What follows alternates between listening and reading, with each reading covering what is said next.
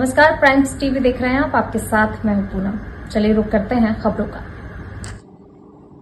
भारत सरकार द्वारा संचालित नेपाल लिमिटेड में चल रही है अनियमितताओं के विरोध प्रदर्शन कर रहे सेवानिवृत्ति संगठन एवं आवास संगठन के अध्यक्ष सौजन्य तिवारी जी का कहना है कि नेपाल लिमिटेड में अभी कोयले का रैक खरीदा गया था जिसमें अनियमितता हुई। वर्तमान में चल रहा नेपाल लिमिटेड का पेट्रोल पंप उसको भी हैंड वर्क करने जा रहे हैं, जो कि एक ही टेंडर फॉर्म पर दिए जाने की बात सामने आई है। नेपाल लिमिटेड के गेस्ट हाउस में जो भी रुकता है इसका पूर्ण चार्ज देना पड़ता है। सेवानिवृत्त कर्मचारी भी रुकते हैं तो उसका पूर्ण बिल देते हैं। नेपा मिल में पूर्व में काम करने वाली टर्बो संस्था के अधिकारी रुके थे, जिसका बिल बनाया तो रेस्ट हाउस के कर्मचारी का ट्रांसफर कर दिया।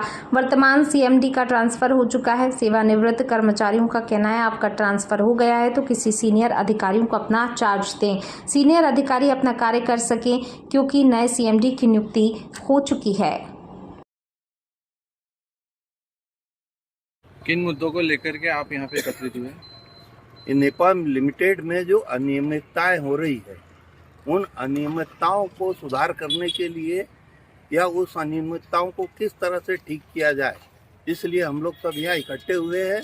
हम सब नेपाल लिमिटेड के भूतपूर्व कर्मचारी हैं और कर्मचारी होने के साथ में हमने एक आवाज संगठन बना के यहाँ नेपाल नगर में रखा है, जिसका कि मेन उद्देश्य है नेपाल नगर के भूतपूर्व कर्मचारियों और नेपा मिल की भलाई के लिए जो भी कार्य हो सकते हैं वो हम सब मिलकर करते हैं। क्या मांग है आपकी? हमारी मांग ये है कि नेपा मिल में जैसे अनियमितताएं अभी 8% में जो हुई कोयले रूप में, कोयला का जो बुलाया गया है रेक द्वारा, उसका ज्ञापन नेपा मिल श्रमिक संघ ने और सांसद जी ने ऑलरेडी उद्योग मंत्रालय में दे चुका है। 8% जो हमारे यहाँ कार्यक्रम नेपाल लिमिटेड में आज चल रहा है, वो चल रहा है नेपा मिल पेट्रोल पंप का हैंड ओवर टेक ओवर, यानी मैनेजमेंट का हैंड ओवर टेक ओवर का बात चल रही है। और सिंगल बीट पे यदि ये कार्य होता है तो वो एकदम अवैधानिक है और ये होना ही नहीं चाहिए।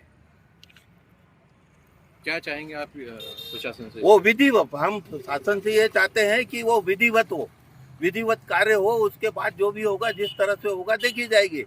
लेकिन सिंगल बीट पे ये पेट्रोल पंप का बीट नहीं खुलना चाहिए और ना खुले। अगर ऐसा होता है तो क्या आपके द्वारा और ज्यादा प्रदर्शन किया जाएगा? इसके ज्यादा माने हम नहीं, हमारे साथ में हमारा सांसद और हमारा विधायक, हमने उनसे भी दूर पूरा शहर खड़ा होगा और इसके अगेंस्ट में हम लोग कार्यक्रम जिस भी तरह की रूपरेखा होगी वो चालू रखेंगे और हम इसका भरपूर विरोध करते हैं। हमारे सांसद जी से अभी दूरभाष पे बात हुई है, उन्होंने भी ये बोला है कि ये जो कार्य हो रहा है इसको मेरे द्वारा आप लोग लिखित रूप में भी दो और उसमें मेरा भी रेफरेंस डालो कि ये गलत ढंग से कार्य जो हो रहा है इसको रोका जाए शीघ्र। आपकी समिति का नाम और आपका पद? सेवानिवृत्त कर्मचारी संगठन नेपा नगर, ये हमारी समिति है। मैं उस समिति का अध्यक्ष हूँ, सौजन तिवारी। अभी एक और अनियमितता हुई है थोड़ी सी में, कोई भी व्यक्ति या कोई भी संस्था गेस्ट हाउस में यदि रुकती है और रहती है तो वो उसका पूरा पेमेंट पेड करती है। हम लोग भूतपूर्व कर्मचारी भी अभी लेते हैं तो हम लोग करते हैं। लेकिन अभी एक बाहर से आई हुई संस्था जिसने कहा कि बिल नेपाल मिल ने राइट अप किया है वो गलत है और उसके अगेंस्ट में हमारे यहाँ के कर्मचारी ने वो बिल बना के भेजा तो उसका ट्रांसफर कर दिया और दूसरे व्यक्ति को चार्ज दे दिया गया और उसके थ्रू उसको माफ कराया गया। ये बिल्कुल गलत है। तो संस्था का नाम क्या है? टर्बो नेपाल लिमिटेड में काम करने वो संस्था आई थी, टर्बो कंपनी। ये नए चेयरमैन का अपॉइंटमेंट नेपाल नगर में हो चुका है। ये चेयरमैन पुराने चेयरमैन हो गए हैं और जब तक के वो नहीं आते तो इन्होंने नैतिकता के आधार पर यहाँ पे जो सीनियर अधिकारी है उसको अपना चार्ज दे देना चाहिए और वो अपना कार्य कर सके।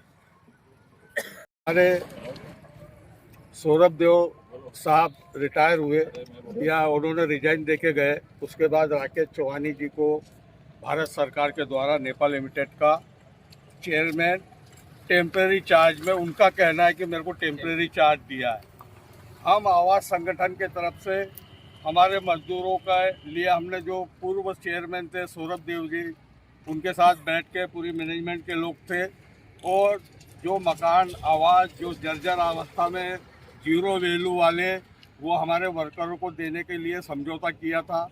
उनके जाने के बाद हम चोखानी साहब के पास गए तो उन्होंने बोला कि मैं अभी आया हूँ, देखता हूँ, करता हूँ। ऐसा करते करते उनने 10 महीने बिता दिए। उसके बाद हमको बोलते हैं कि भाई मैं तो टेम्परेरी हूँ, मैं अस्थाई चेयरमैन हूँ, मेरे को ये कोई पावर नहीं है। जब आप वर्करों से संबंधित मैटर में अस्थाई हो, टेम्परेरी हो, तो बाकी चीज़ों में आप कैसे धड़ाधड़ अपने पावर का यूज़ कर रहे हो और जो मन में आ रहा वो नेपा के वो कर रहे हो। एक दलाल वहाँ स्टेट में बैठा दिया, रिटायर होने के बाद वो दलाली कर रहा। एक व्यापारी की दुकान सील करी, आप सभी को मालूम है, पत्रकार भाइयों को भी मालूम है, पूरे नगर को मालूम है। और 1 महीने के बाद वो सील तोड़ दी गई। इसमें सीधा सीधा भ्रष्टाचार की बू आ रही। नेपा लिमिटेड के मजदूरों द्वारा शेयर होल्डर जो नेपा लिमिटेड के वर्कर थे उन्होंने सोसाइटी का गठन किया। यहाँ उनकी भी 4 दुकानें सील करी। उसके बारे में बात करने गए तो बोले वो मैं नहीं कर सकता, तो वो नहीं कर सकता तो आपने वो दुकान को भी सील करी थी, तो उसको कैसे सील तोड़ी और बनाने की परमिशन दे दी। इससे सीधा उनका भ्रष्टाचार का काम दिख रहा है। और ऐसे नगर में उनने ये काम किए। वर्कर के मैटर में कहीं जाके बात करो तो मैं अस्थाई हूँ, टेम्परेरी हूँ, और बाकी दूसरी जगह पे काम कर रहे हैं, तो ये सीधा सीधा भ्रष्टाचार दिख रहा है।